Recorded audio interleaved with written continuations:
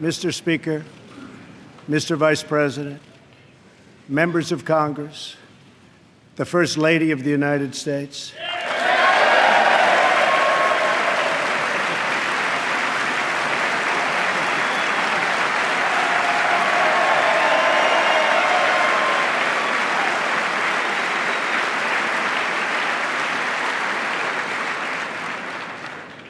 and citizens of America. Tonight, as we mark the conclusion of our celebration of Black History Month, we are reminded of our nation's path toward civil rights and the work that still remains to be done. Recent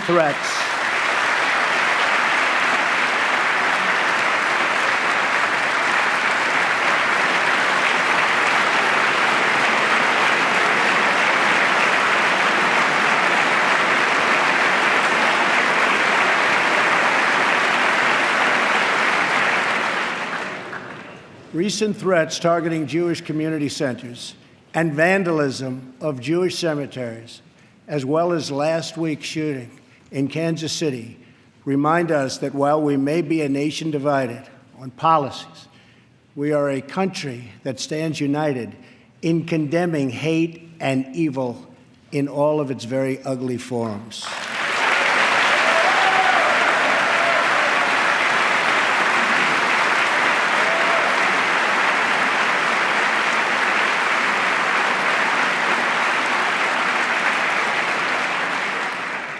Each American generation passes the torch of truth, liberty, and justice in an unbroken chain all the way down to the present. That torch is now in our hands, and we will use it to light up the world. I am here tonight to deliver a message of unity and strength, and it is a message deeply delivered from my heart. A new chapter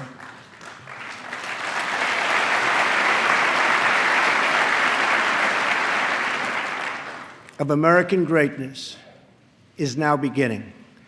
A new national pride is sweeping across our nation, and a new surge of optimism is placing impossible dreams firmly within our grasp. What we are witnessing today is the renewal of the American spirit. Our allies will find that America is once again ready to lead.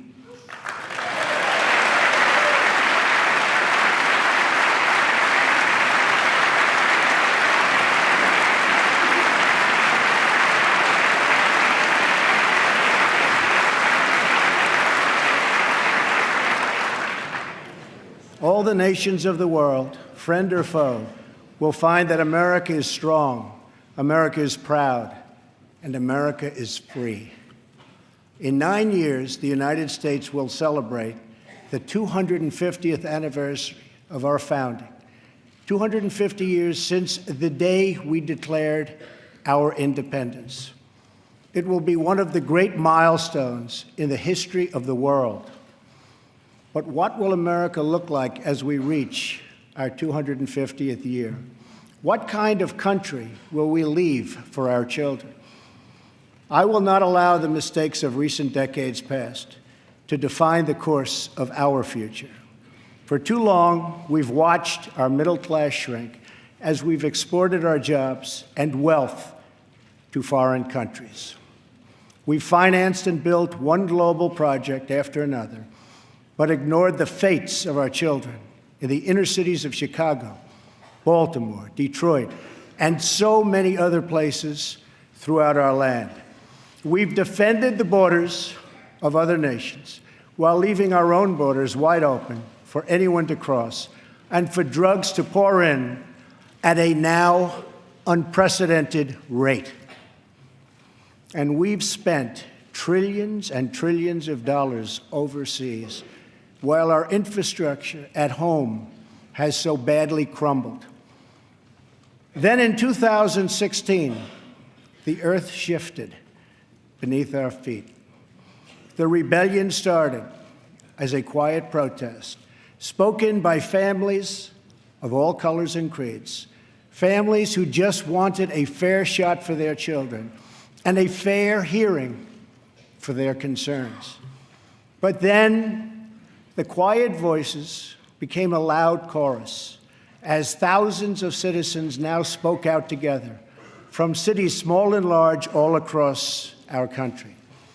Finally, the chorus became an earthquake, and the people turned out by the tens of millions, and they were all united by one very simple but crucial demand: that America must put its own citizens first, because only then can we truly make America great again.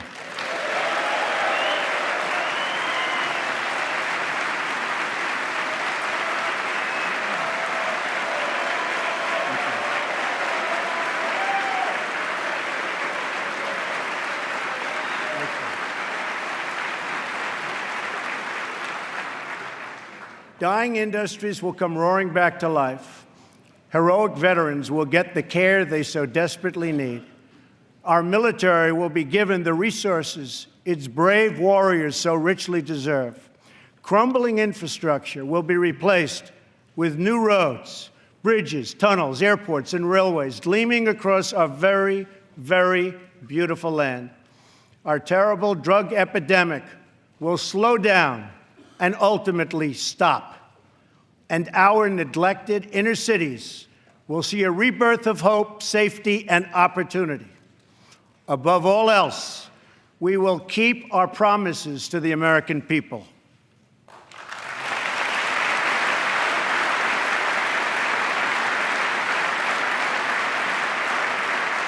Thank you. It's been a little over a month since my inauguration, and I want to take this moment to update the nation on the progress I've made in keeping those promises. Since my election, Ford, Fiat Chrysler, General Motors, Sprint, SoftBank, Lockheed, Intel, Walmart, and many others have announced that they will invest billions and billions of dollars in the United States and will create tens of thousands of new American jobs.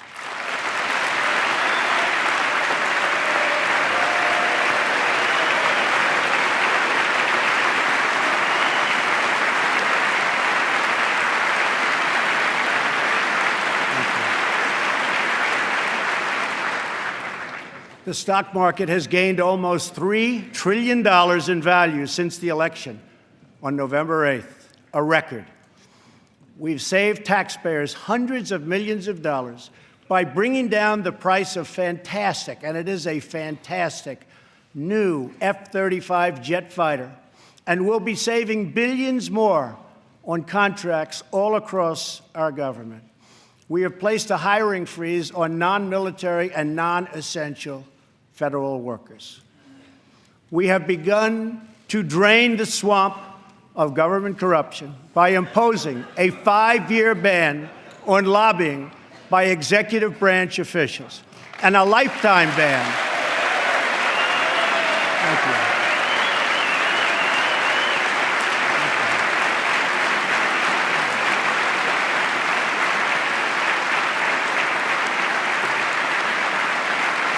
Thank you. And a lifetime ban on becoming lobbyists for a foreign government. We have undertaken a historic effort to massively reduce job-crushing regulations, creating a deregulation task force inside of every government agency.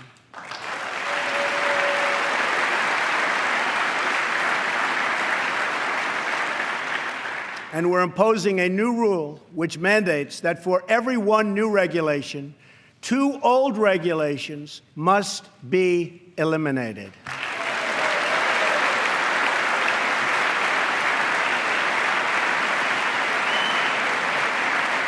We're going to stop the regulations that threaten the future and livelihood of our great coal miners.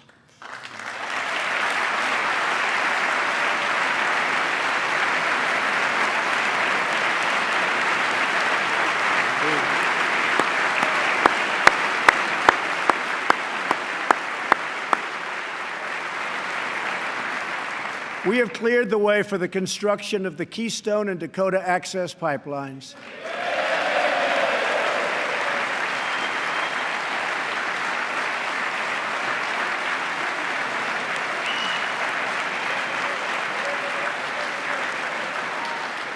thereby creating tens of thousands of jobs.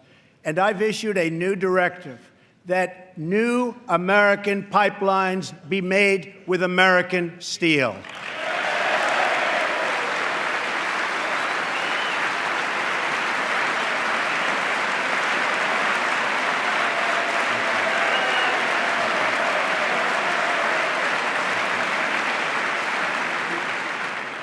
We have withdrawn the United States from the job-killing Trans-Pacific Partnership.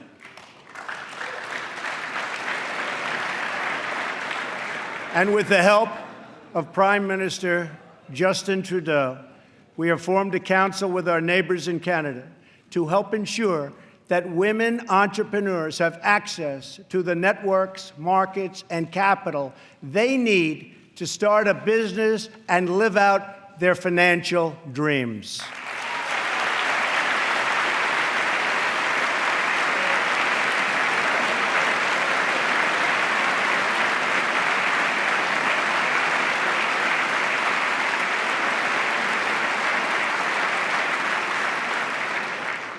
To protect our citizens, I have directed the Department of Justice to form a task force on reducing violent crime. I have further ordered the Departments of Homeland Security and Justice, along with the Department of State and the Director of National Intelligence, to coordinate an aggressive strategy to dismantle the criminal cartels that have spread all across our nation.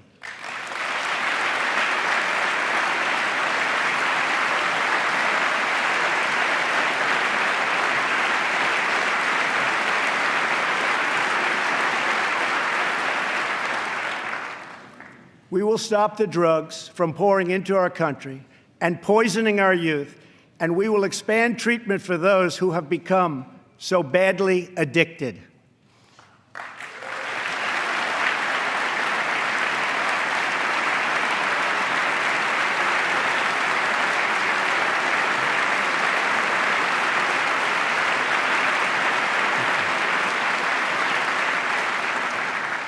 At the same time, my administration has answered the pleas of the American people for immigration enforcement and border security.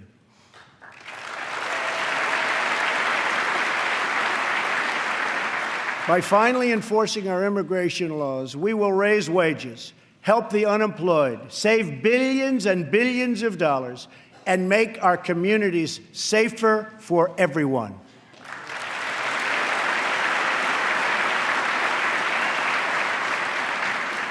We want all Americans to succeed, but that can't happen in an environment of lawless chaos.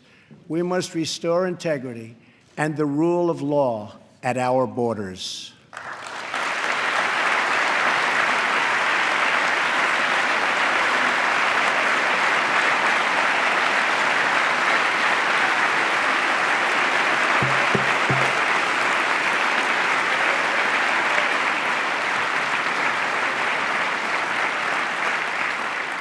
For that reason, we will soon begin the construction of a great, great wall along our southern border.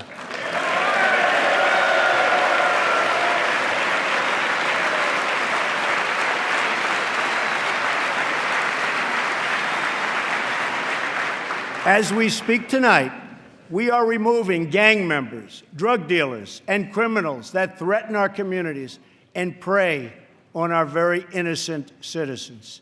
Bad ones are going out as I speak, and as I've promised throughout the campaign. To any in Congress who do not believe we should enforce our laws, I would ask you this one question.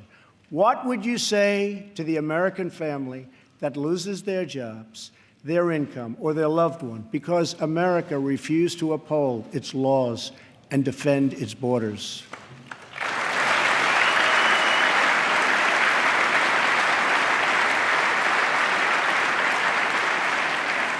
Our obligation is to serve, protect, and defend the citizens of the United States. We are also taking strong measures to protect our nation from radical Islamic terrorism.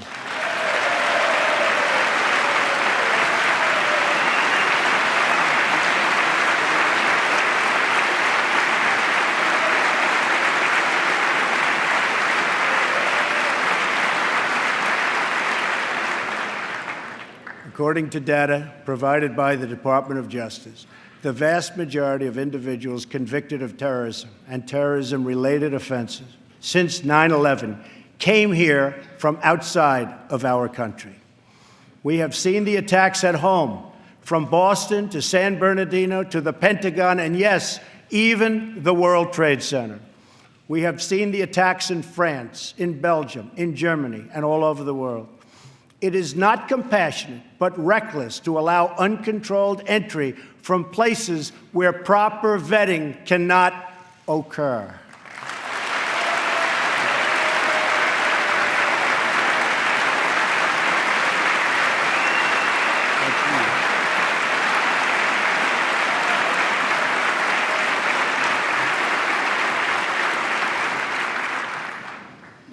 Those given the high honor of admission to the United States should support this country and love its people and its values.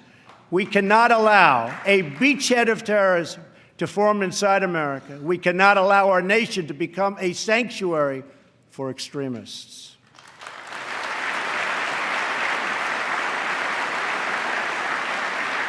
That is why my administration has been working on improved vetting procedures, and we will shortly take new steps to keep our nation safe and to keep those out who will do us harm.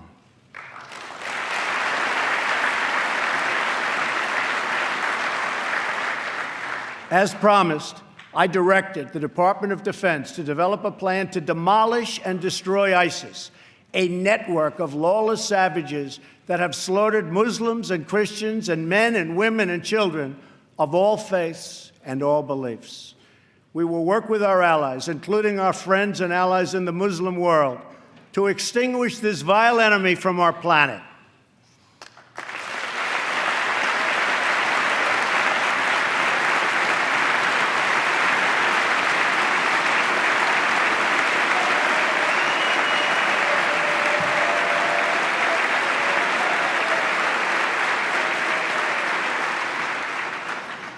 I have also imposed new sanctions on entities and individuals who support Iran's ballistic missile program and reaffirmed our unbreakable alliance with the State of Israel.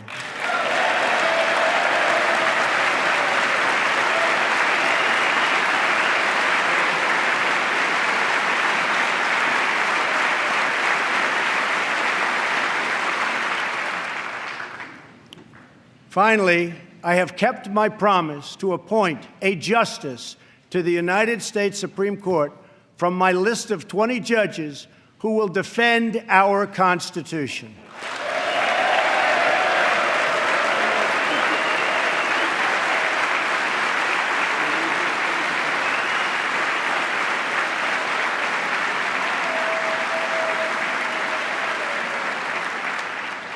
I am greatly honored to have Maureen Scalia with us in the gallery tonight.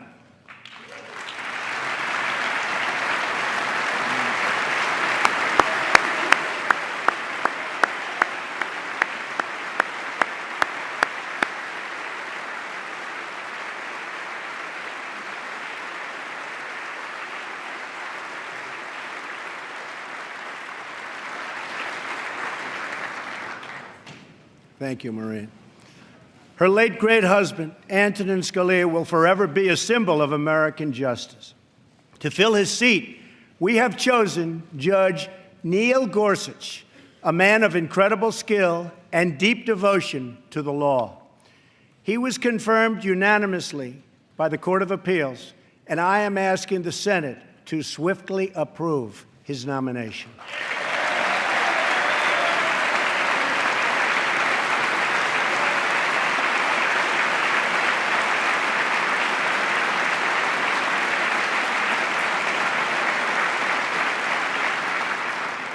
Tonight, as I outline the next steps we must take as a country, we must honestly acknowledge the circumstances we inherited.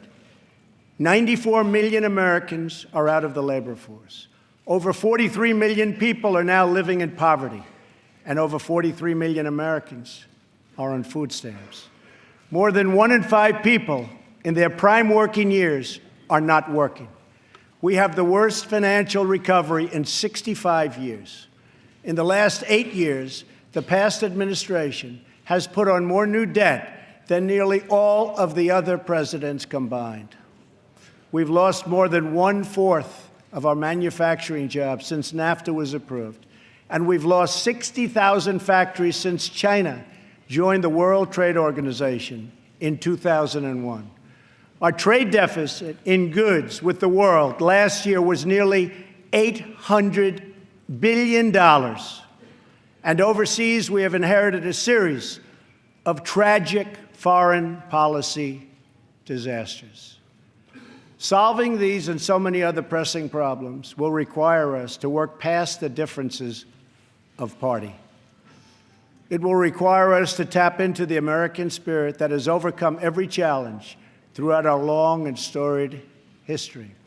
But to accomplish our goals at home and abroad, we must restart the engine of the American economy, making it easier for companies to do business in the United States, and much, much harder for companies to leave our country.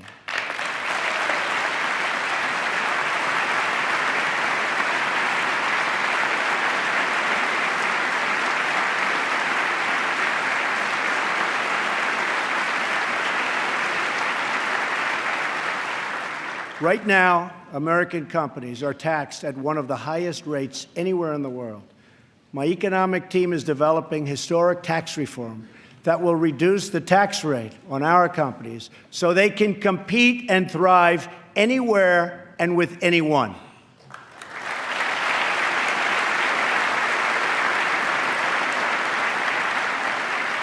It will be a big, big cut. At the same time, we will provide massive tax relief for the middle class. We must create a level playing field for American companies, and our workers have to do it.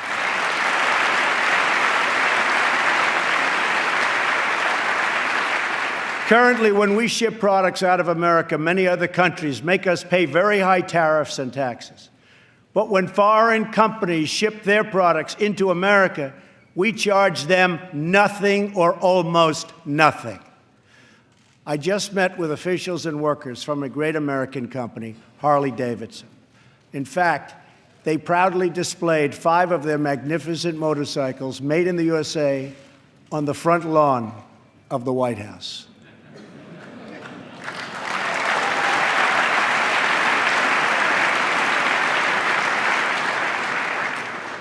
And they wanted me to ride one, and I said, no, thank you. At our meeting, I asked them, how are you doing? How is business? They said that it's good. I asked them further, how are you doing with other countries, mainly international sales? They told me without even complaining, because they have been so mistreated for so long that they've become used to it, that it's very hard to do business with other countries because they tax our goods at such a high rate. They said that in the case of another country, they tax their motorcycles at 100%. They weren't even asking for a change, but I am. I believe.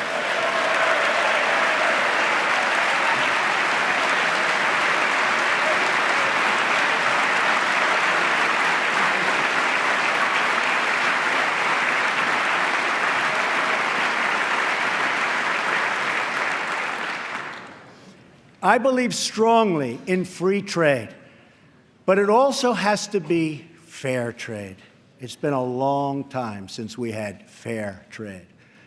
The first Republican president, Abraham Lincoln, warned that the abandonment of the protective policy by the American government will produce want and ruin among our people.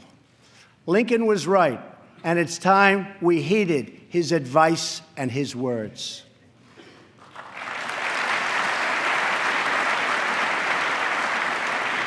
I am not going to let America and its great companies and workers be taken advantage of us any longer. They have taken advantage of our country.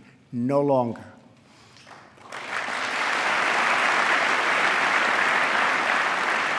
I'm going to bring back millions of jobs, Protecting our workers also means reforming our system of legal immigration.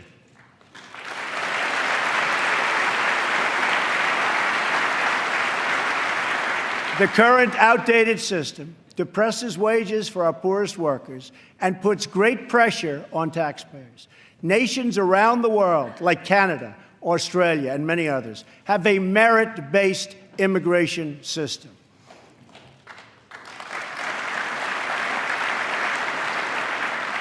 It's a basic principle that those seeking to enter a country ought to be able to support themselves financially. Yet in America, we do not enforce this rule, straining the very public resources that our poorest citizens rely upon. According to the National Academy of Sciences, our current immigration system costs American taxpayers many billions of dollars a year. Switching away from this current system of lower-skilled immigration and instead adopting a merit-based system, we will have so many more benefits. It will save countless dollars, raise workers' wages, and help struggling families, including immigrant families, enter the middle class. And they will do it quickly, and they will be very, very happy indeed.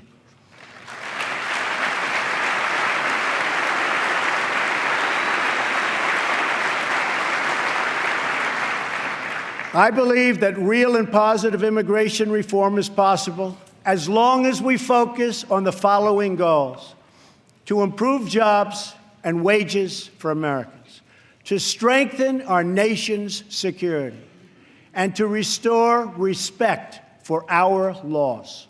If we are guided by the well-being of American citizens, then I believe Republicans and Democrats can work together to achieve an outcome that has eluded our country for decades.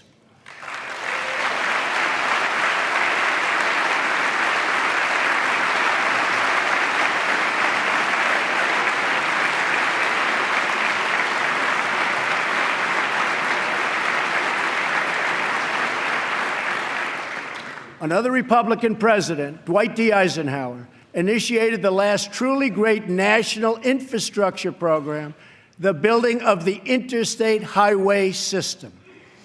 The time has come for a new program of national rebuilding.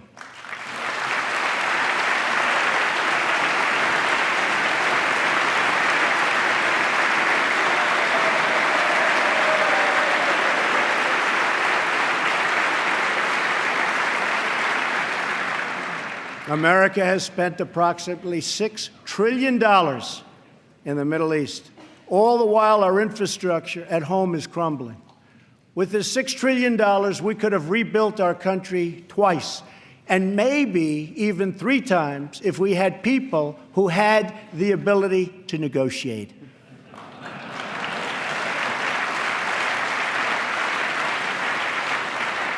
To launch our national rebuilding, I will be asking Congress to approve legislation that produces a $1 trillion investment in infrastructure of the United States, financed through both public and private capital, creating millions of new jobs.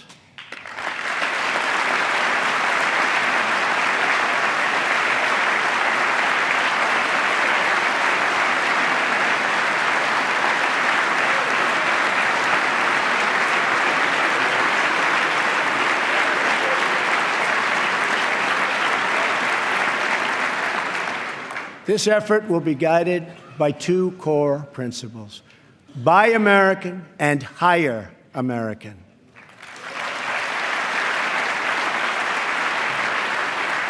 Tonight, I am also calling on this Congress to repeal and replace Obamacare.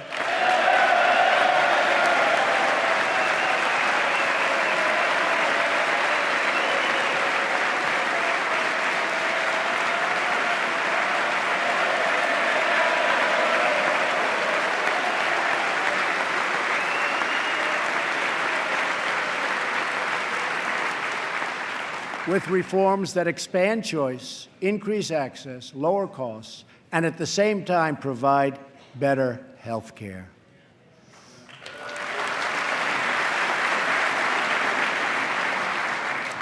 Mandating every American to buy government-approved health insurance was never the right solution for our country.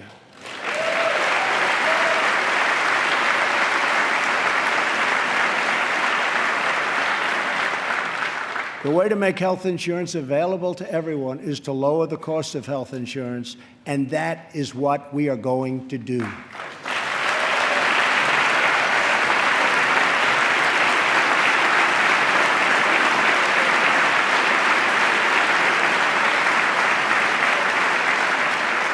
Obamacare premiums nationwide have increased by double and triple digits. As an example, Arizona went up 116% last year alone. Governor Matt Bevin of Kentucky just said Obamacare is failing in his state, the state of Kentucky, and it's unsustainable and collapsing. 1/3 of the counties have only one insurer, and they're losing them fast. They are losing them so fast. They're leaving. And many Americans have no choice at all. There's no choice left. Remember, when you were told that you could keep your doctor and keep your plan, we now know that all of those promises have been totally broken. Obamacare is collapsing, and we must act decisively to protect all Americans.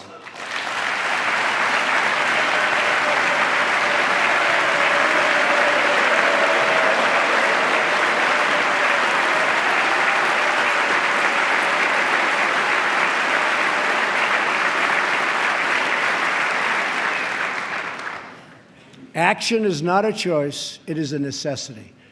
So I am calling on all Democrats and Republicans in Congress to work with us to save Americans from this imploding Obamacare disaster.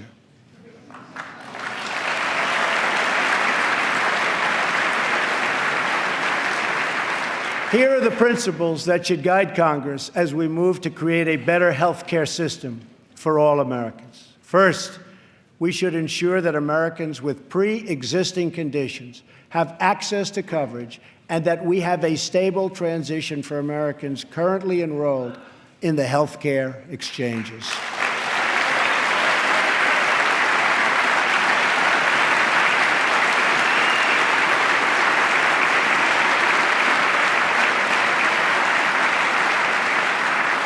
Secondly, we should help Americans purchase their own coverage through the use of tax credits and expanded health savings accounts.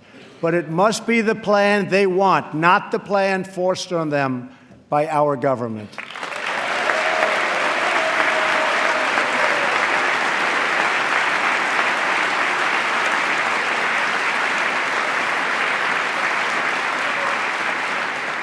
Thirdly, we should give our state governors the resources and flexibility they need with Medicaid to make sure no one is left out.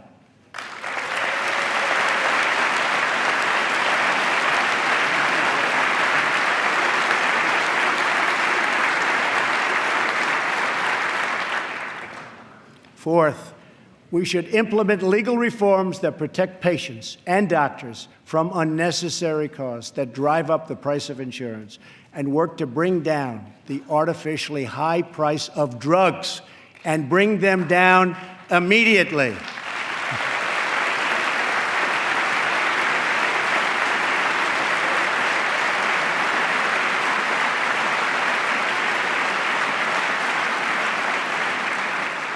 And finally, the time has come to give Americans the freedom to purchase health insurance across state lines.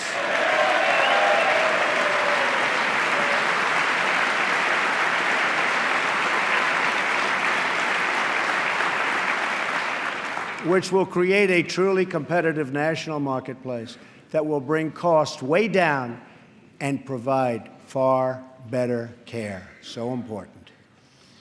Everything that is broken in our country can be fixed. Every problem can be solved. And every hurting family can find healing and hope. Our citizens deserve this, and so much more. So why not join forces and finally get the job done and get it done right?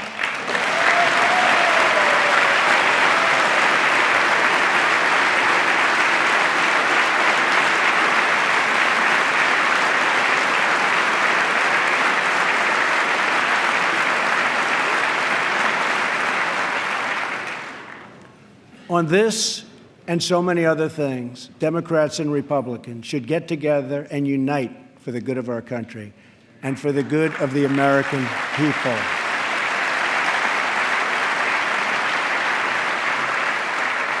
My administration wants to work with members of both parties to make child care accessible and affordable, to help ensure new parents that they have paid family leave.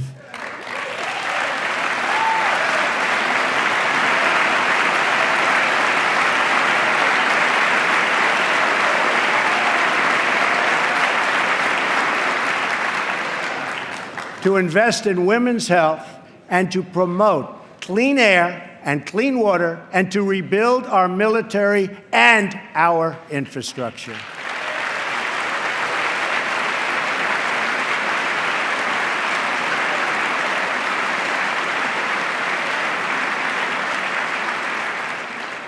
True love for our people requires us to find common ground, to advance the common good, and to cooperate on behalf of every American child who deserves a much brighter future. An incredible young woman is with us this evening who should serve as an inspiration to us all.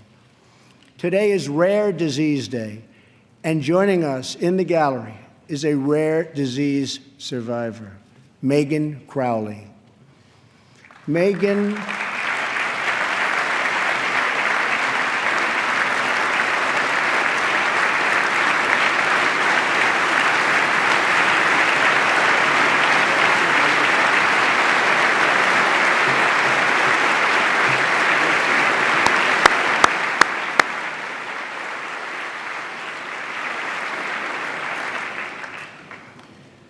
Megan was diagnosed with Pompe disease, a rare and serious illness, when she was 15 months old.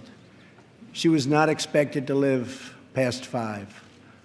On receiving this news, Megan's dad, John, fought with everything he had to save the life of his precious child. He founded a company to look for a cure and helped develop the drug that saved Megan's life. Today, she is 20 years old and a sophomore at Notre Dame.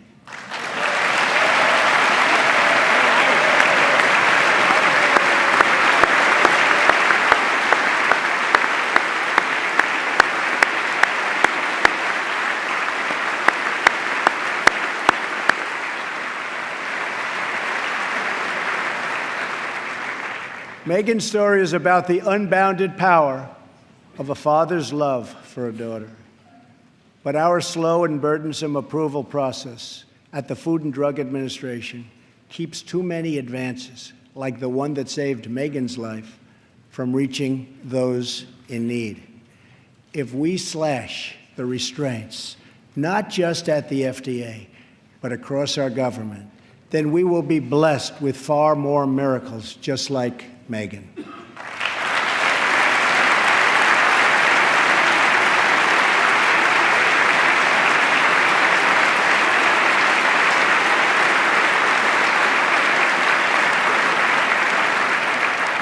In fact, our children will grow up in a nation of miracles. But to achieve this future, we must enrich the mind and the souls of every American child. Education is the civil rights issue of our time.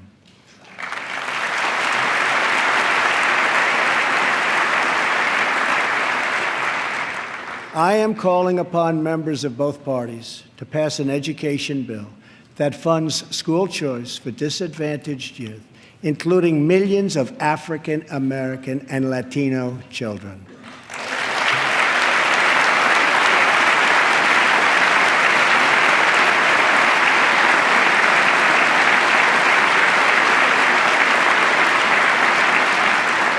These families should be free to choose the public, private, charter, magnet, religious, or homeschool that is right for them.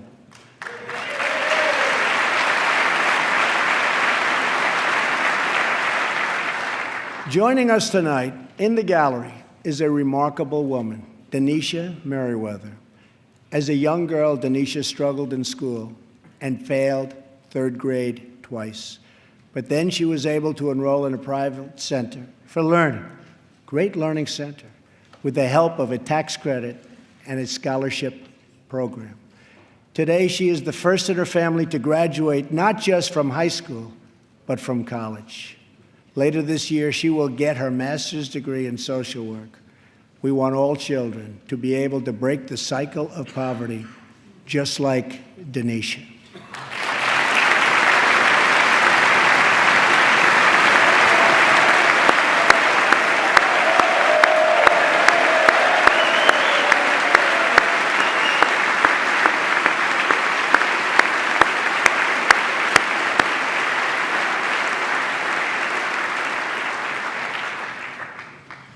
But to break the cycle of poverty, we must also break the cycle of violence. The murder rate in 2015 experienced its largest single-year increase in nearly half a century. In Chicago, more than 4,000 people were shot last year alone, and the murder rate so far this year has been even higher. This is not acceptable in our society.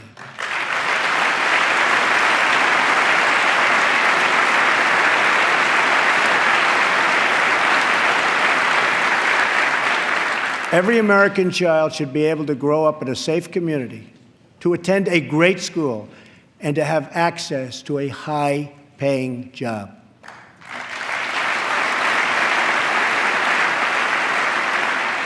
But to create this future, we must work with, not against, the men and women of law enforcement.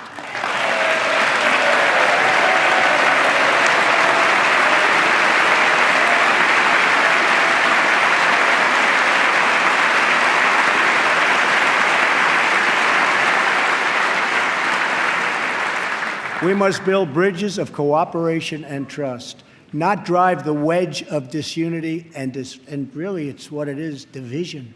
It's pure, unadulterated division. We have to unify. Police and sheriffs are members of our community. They're friends and neighbors. They're mothers and fathers, sons and daughters, and they leave behind loved ones every day who worry about whether or not they'll come home safe and sound. We must support the incredible men and women of law enforcement.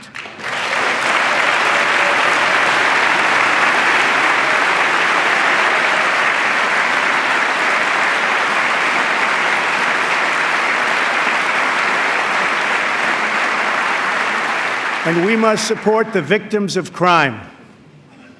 I have ordered the Department of Homeland Security to create an office to serve American victims.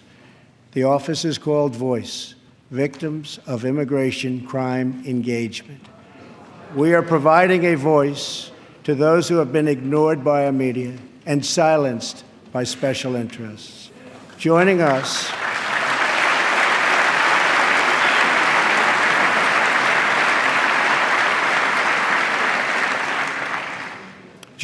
in the audience tonight are four very brave Americans whose government failed them. Their names are Jamil Shaw, Susan Oliver, Jenna Oliver, and Jessica Davis. Jamil's 17-year-old son was viciously murdered by an illegal immigrant gang member who had just been released from prison. Jamil Shaw Jr. was an incredible young man with unlimited potential who was getting ready to go to college, where he would have excelled as a great college quarterback. But he never got the chance. His father, who is in the audience tonight, has become a very good friend of mine. Jamil, thank you. Thank you.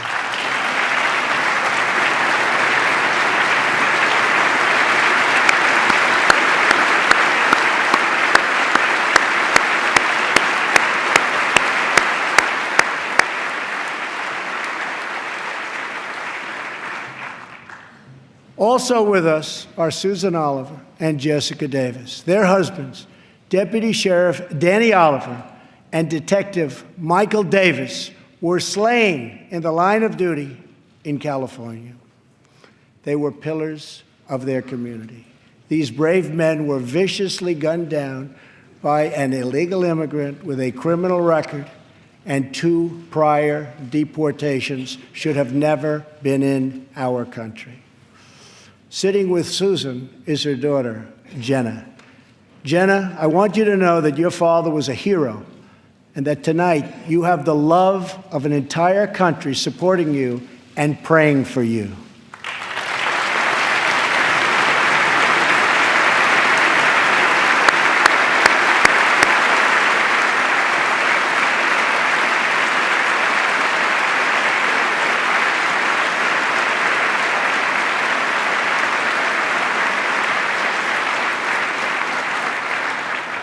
To Jamil, Jenna, Susan, and Jessica, I want you to know that we will never stop fighting for justice. Your loved ones will never, ever be forgotten. We will always honor their memory.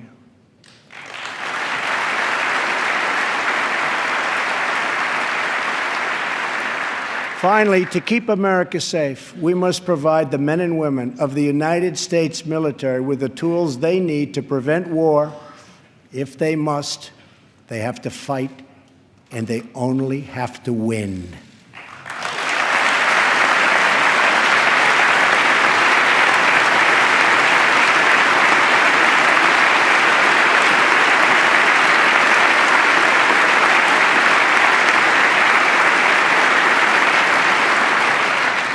I am sending Congress a budget that rebuilds the military, eliminates the defense sequester,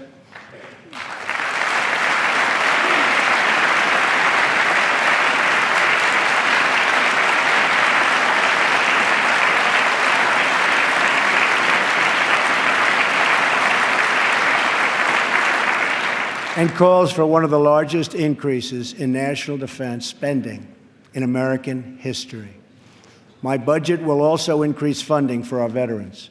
Our veterans have delivered for this nation, and now we must deliver for them.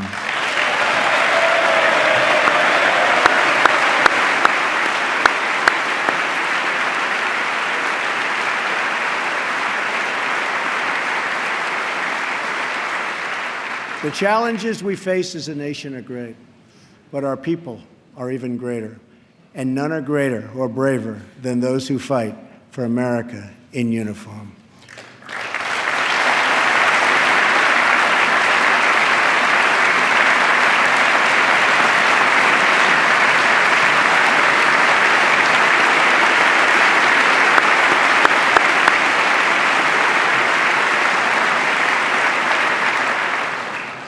We are blessed to be joined tonight by Corinne Owens, the widow of U.S. Navy Special Operator, Senior Chief William Ryan Owens. Ryan died as he lived, a warrior and a hero, battling against terrorism and securing our nation.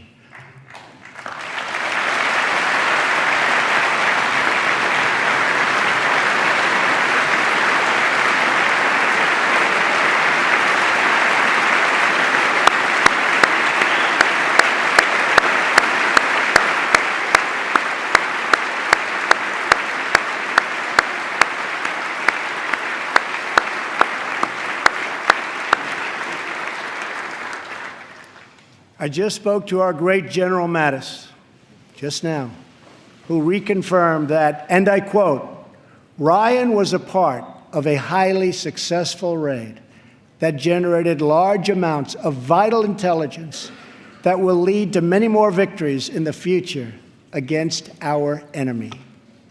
Ryan's legacy is etched into eternity.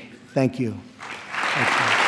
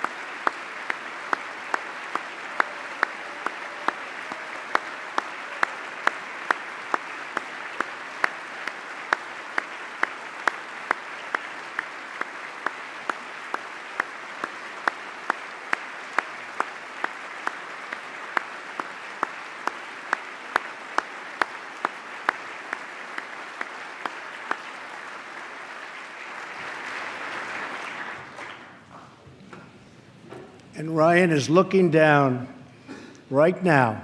You know that. And he's very happy because I think he just broke a record.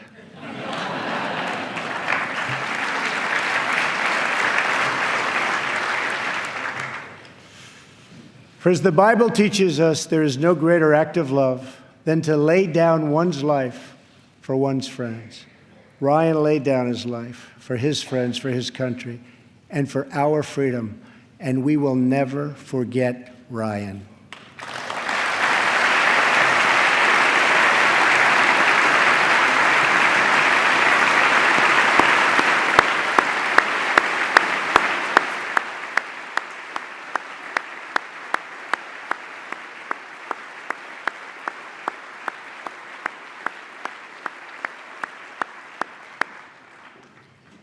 To those allies who wonder what kind of a friend America will be, look no further than the heroes who wear our uniform. Our foreign policy calls for a direct, robust, and meaningful engagement with the world. It is American leadership based on vital security interests that we share with our allies all across the globe. We strongly support NATO, an alliance forged through the bonds of 2 world wars that dethroned fascism and the Cold War and defeated communism.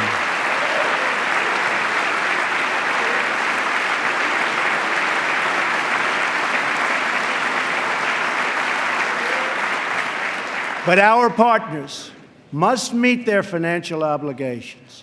And now, based on our very strong and frank discussions, they are beginning to do just that. In fact, I can tell you the money is pouring in. Very nice. Very nice.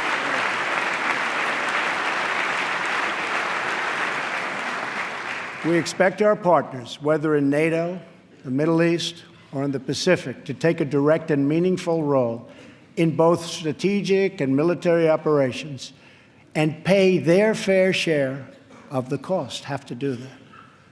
We will respect historic institutions, but we will respect the foreign rights of all nations, and they have to respect our rights as a nation also.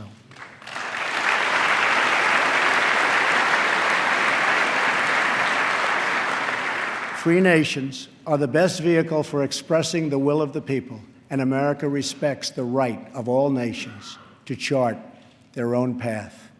My job is not to represent the world. My job is to represent the United States of America.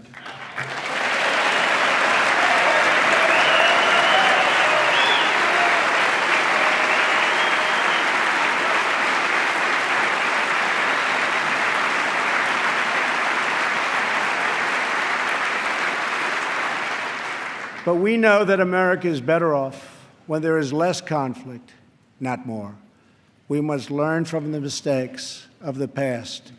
We have seen the war and the destruction that have ravaged and raged throughout the world, all across the world. The only long-term solution for these humanitarian disasters, in many cases, is to create the conditions where displaced persons can safely return home and begin the long, long process of rebuilding.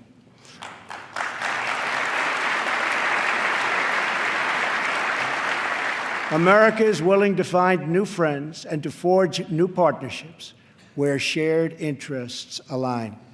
We want harmony and stability, not war and conflict. We want peace wherever peace can be found. America is friends today with former enemies.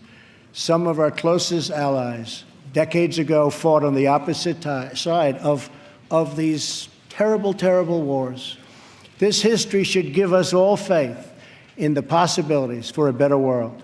Hopefully, the 250th year for America will see a world that is more peaceful, more just, and more free. On our 100th anniversary in 1876, citizens from across our nation came to Philadelphia to celebrate America's centennial. At that celebration, the country's builders and artists and inventors showed off their wonderful creations. Alexander Graham Bell displayed his telephone for the first time.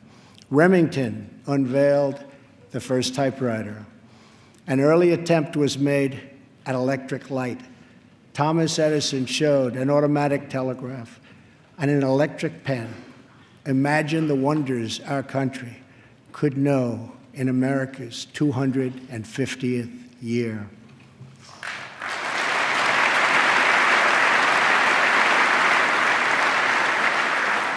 Think of the marvels we can achieve if we simply set free the dreams of our people. Cures to the illnesses that have always plagued us are not too much to hope. American footprints on distant worlds are not too big a dream. Millions lifted from welfare to work is not too much to expect.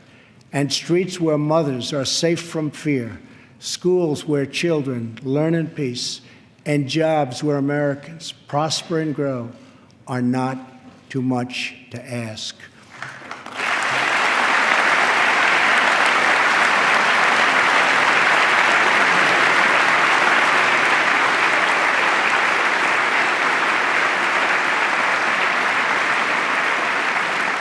When we have all of this, we will have made America greater than ever before.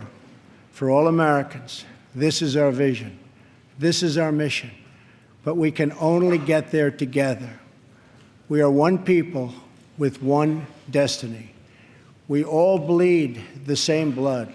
We all salute the same great American flag. And we all are made by the same God.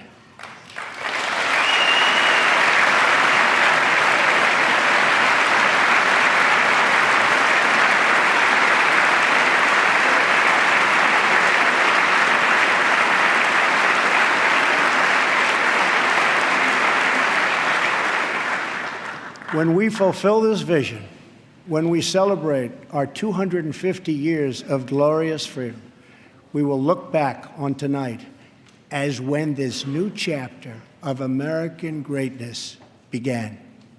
The time for small thinking is over. The time for trivial fights is behind us. We just need the courage to share the dreams that fill our hearts, the bravery to express the hopes that stir our souls, and the confidence to turn those hopes and those dreams into action. From now on, America will be empowered by our aspirations, not burdened by our fears, inspired by the future, not bound by failures of the past, and guided by a vision, not blinded by our doubts. I am asking all citizens to embrace this renewal of the American spirit. I am asking all members of Congress to join me in dreaming big and bold and daring things for our country. I am asking everyone watching tonight to seize this moment, believe in yourselves, believe in your future, and believe once more in America. Thank you. God bless.